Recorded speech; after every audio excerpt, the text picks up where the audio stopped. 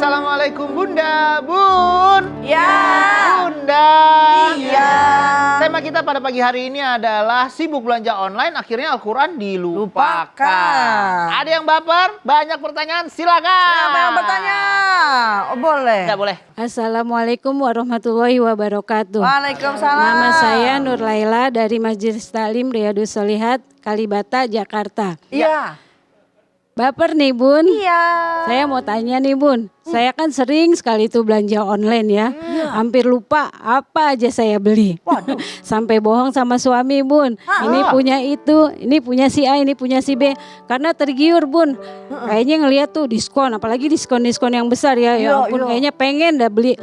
Ya sampai nggak muat, sampai mubazir saya beli tuh Bun. Aduh. Gimana tuh Bun ya? Saya mau tanya hukum berbohong sama suami dan boros dalam Islam. Pintar. Kasih Bun. Baik. Sama-sama Bun. Udah bohong sama suami, udah beli mubazir banyak banget nggak dipakai, ukuran banyak yang kesempitan, lapar mata kali itu ya. Langsung aja jelasin. Baik Bun. Bunda.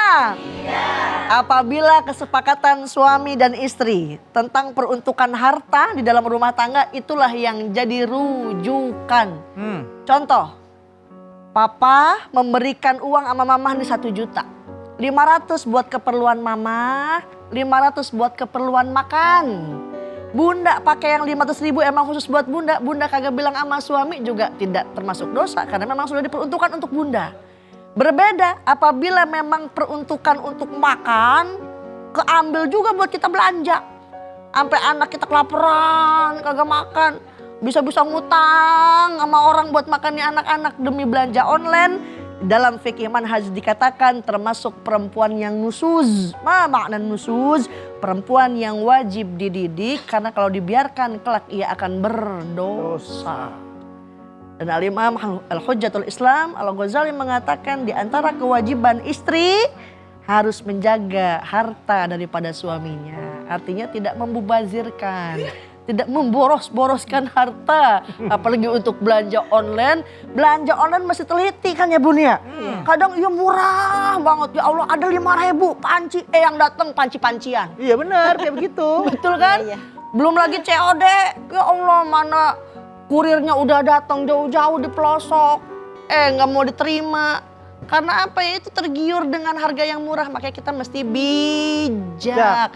Belanja online dalam Islam itu dibolehkan sejauh penjual pembelinya ada, barangnya pun memang terlihat oleh mata kita dan sesuai. Kalau tidak sesuai, maka itu haram jatuhnya, fasad.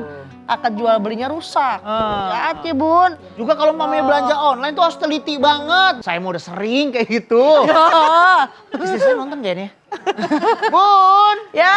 Bunda. Iya. Ada yang baper silakan. Siapa lagi? Yang di belakang boleh. Assalamualaikum warahmatullahi wabarakatuh. Waalaikumsalam. Nama saya Hariroh dari Majelis Taklim Riyadus Shalihat Kalibata. Baper nih Bun. Iya. Mau nanya ya. Iya. Saya punya tetangga. Orangnya itu sering belanja dan gak mau kesaingan sama tetangga. Jadi kalau lebaran tuh pokoknya dia maunya di atas daripada temen-temennya, daripada tetangga-tangganya. Nah dan dia kalau belanja itu selalu pamer di sosmed. Gitu. Suatu ketika dia pamer belanja online di sosmed dengan pamerin pakai kartu kredit. Nah, akhirnya adalah orang yang memanfaatkan kartu kredit dia, ternyata diambillah saldonya itu, kartu kreditnya dipakai. Jadinya tagihannya langsung membengkak. Gimana nih gitu. Dia stres. Mana mau lebaran, tagihan kartu kreditnya membengkak karena dia pamer di sosmed.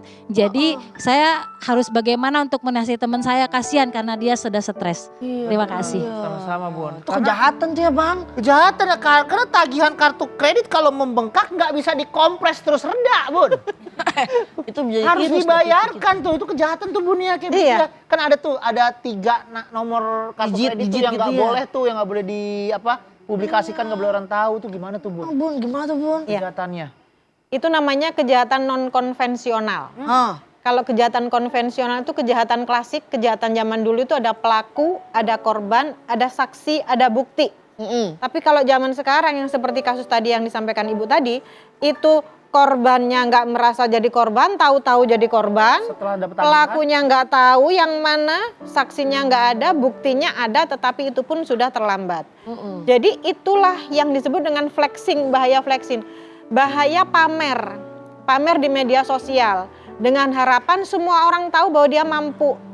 Sebetulnya flexing ini ada sisi positifnya. Biasanya digunakan untuk orang-orang yang punya dagangan.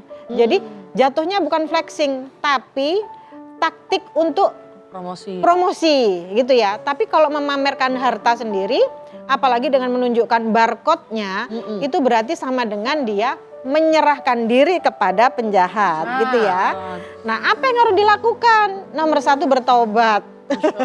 Karena sudah ria tadi, sudah pamer. Yang kedua apa yang harus dilakukan? Harus segera melaporkan ke pihak bank. Nanti banknya nggak bisa menolong, berarti itu resiko yang harus diambil gitu loh. Karena dari bank pun biasanya sudah menyampaikan tidak boleh menunjukkan beberapa digit yang sudah ditentukan gitu. Itu biasanya tidak diperhatikan sehingga ketika jadi korban dia sudah mencak-mencak duluan padahal itu sudah ada di perjanjian gitu ya. Tapi tetap harus dilaporkan untuk apa? Untuk mengetahui seberapa besar terjadinya kejahatan-kejahatan baru. Sehingga bisa dianalisa dan dibuatkan undang-undang baru. Bagaimana cara mengatasinya. Jadi kalau jadi korban jangan diam saja. Semua harus dilaporkan. Mau ada respon cepat atau responnya lambat tetap harus dilaporkan. Yang penting laporin aja dulu. Yang penting lapor. Biar ada data dari pemerintah. Nanti akan dianalisa lagi. Habis ini kita balik lagi ya, jangan kemana-mana, tetap di Assalamualaikum Bunda.